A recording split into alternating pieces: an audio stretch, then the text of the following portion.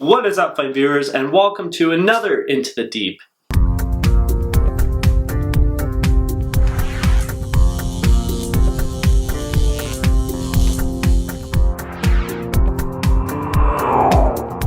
Now, that clap must have been really waking you up, huh? Anyways, we are here to talk about Yu-Gi-Oh! Season 2, also known as Battle City. Now, obviously, after the events of Season 1, Season 2 comes up when Kaiba, or Seto Kaiba, is influenced to make and create a new tournament based on an Egyptian tablet he found in a museum shown by Ishizu Ishtar that eventually would guide him to open up to his past. And basically, I think it's all very cool. And then, of course, we were first introduced to the Egyptian god cards, which were Slifer the Sky Dragon, Obelisk the Tormentor, and the Winged Dragon of Ra. And of course, go Ra, woo! At least for me, anyway.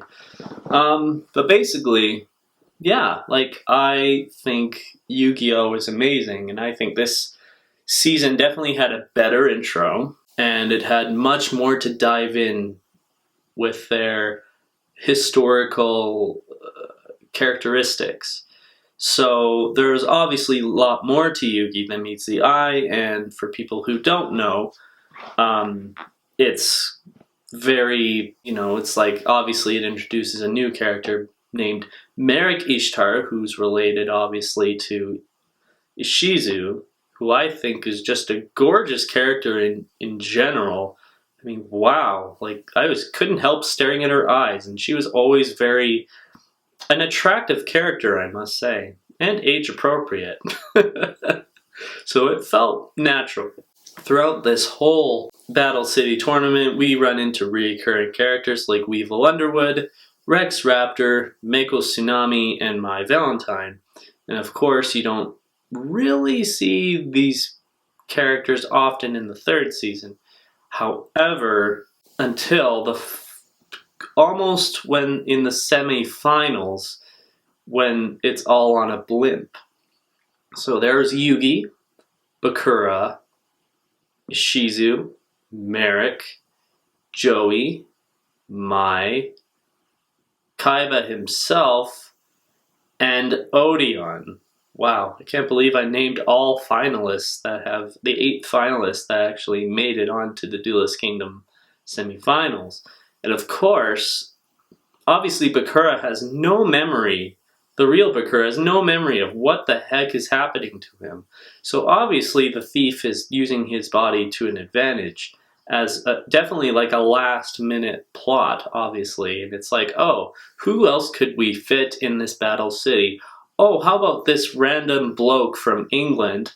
Why don't we get his alter ego to kind of take over his body and to kind of get as many locator cards as he possibly can in the next, 20 minutes. And of course, duels don't take 20 minutes, they take 5 minutes, apparently. But in the anime, they stretch it out to about, 20 minutes per episode. Especially if it's a 6-parter. I'll get to that when we get to Season 3. The reason why Kaiba hosted this, Seto Kaiba, hosted this little tournament to beat Yugi, of course, right? Since the win at Duelist Kingdom. Lots of competitors aren't the only people that actually want the title or the cards. It seems there are also type of people known as rare hunters that are also taking over, taking people's decks, the rarest cards, and being controlled by another Millennium item as the Millennium Rod, which obviously induces mind control. And obviously Joey and Taya were both under the influence of that to set up a trap for Yugi and Kaiba and everybody else around in that situation. And I remember it being very, very tense. And it's like, oh God, how are they ever going to get out of this situation? It's like you could be Kaiba and Mokuba, who are like the official producers, I guess you can say, of, well, I don't think Mokuba produced it. I think he's like a marshal or something.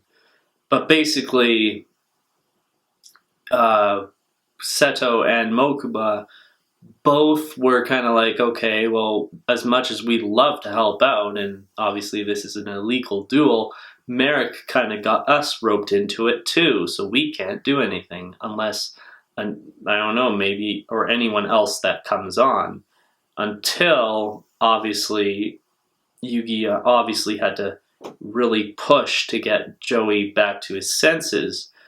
Meanwhile, Taya was trapped on this really would have been really, really bad trap if Taya was not saved. So basically, that's what stopped Kaiba and Seto. Was it really for kids? Like, this season was a lot more darker than the first season. I didn't mind. I thought it was really cool, but there were some scary parts in it that I kind of remember. It didn't really scare me, but it was kind of like freaky.